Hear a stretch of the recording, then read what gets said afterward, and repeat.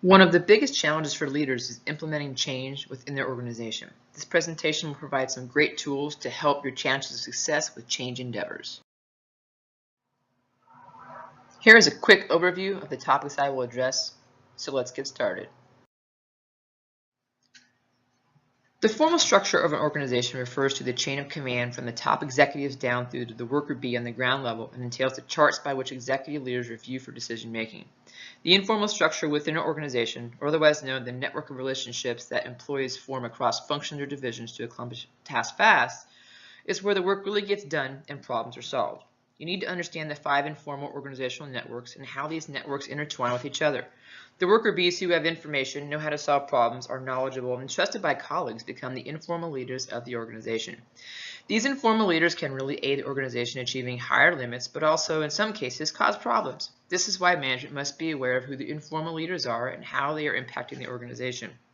Conduct a social network analysis to have a clearer view and insight as to who your informal leaders are within each of the 5 informal networks. You will know who communication goes through the most, what employees hold the most information of how workflow moves, who has the most knowledge, and which individuals are the go-to for problem solving. Knowing who all these informal network leaders are is priceless information organization leaders must use to ensure communication is flowing efficiently and implement any corrective action plans needed. As you engage and move forward with change management plans, it is vital to keep in mind there is a distinct difference between change control and change leadership. Change control is a concerted effort to coordinate changes across all knowledge areas and drive the project scope, schedule, and cost quality, and risk and procurement. Whereas change leadership is a set of principles, techniques, or activities applied to the human aspects of executing change to influence acceptance while reducing resistance. This leadership aspect promotes the project's success by guiding those affected by the project through the inevitable stages of the human reaction to change. Every project should have both control and leadership because they are interdependent and mutually support each other. Control defines how you track, approve, and document change. But leadership is often missed because many feel as long as you have control, the project will succeed. However, the ultimate source of success while implementing changes is executing change leadership early in the project life cycle. Change leadership focuses on ways to orchestrate the infrastructure so that individuals affected by the change are prepared to accept it. Leadership will be conducted large and in part through communication with the team and especially those key audiences during all phases of the change management plan.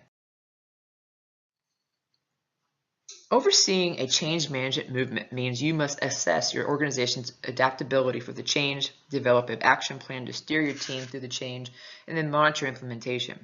Action planning is a collaborative process of systematically planning a change effort using strategies, change models, and change principles. When this is done effectively, it can energize and mobilize your team and significantly improve the impact of change or accelerate the time needed to accomplish desired outcomes. The process involves 5 steps of involving stakeholders, evaluating relevant data, agreeing on changes, developing change strategy, and clarifying roles and responsibilities. Follow these steps ensures communication flows up and down your organizational change. Involving informal leaders will help your team succeed. At step 4, you want to ensure you create a change model, as shown in the example, a change checklist, change principles, and a planning form. These 4 steps can be quickly learned and used by all parties of the team that are involved in the change. The goal is for this change planning process to become a tool used throughout your organization and become a way of life in how you affect change. Follow through each change with implementation to ensure change is successful by keeping the big picture in mind, choose the right interventions, use sound change models, keep people engaged, manage resistance, and learn from the process.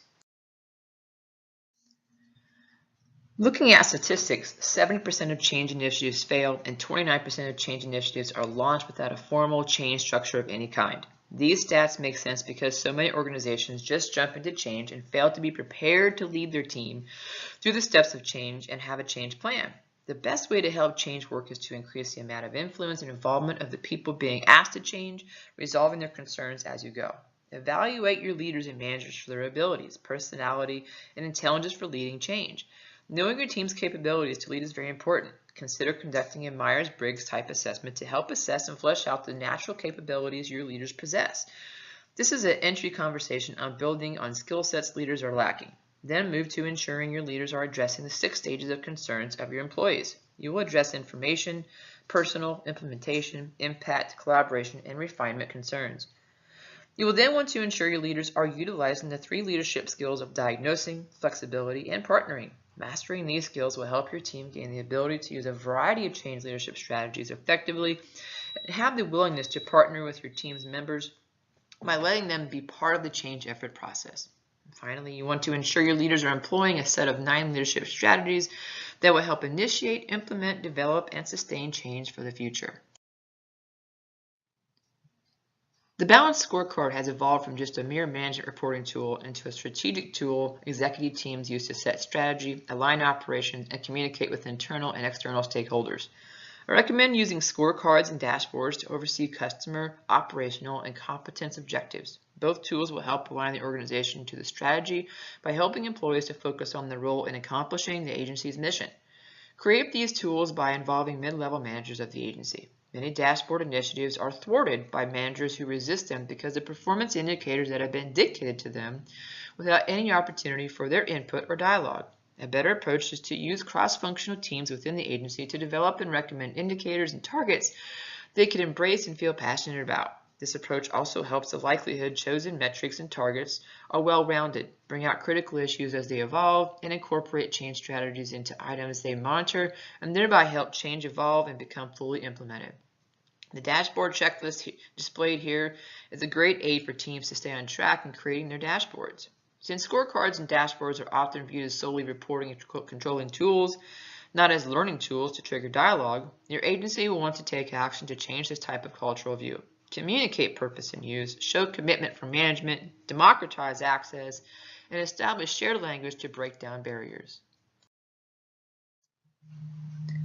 If you would like to review any of the sources used for this presentation, please see the attached. These are great tools to use in improving your change implementation projects.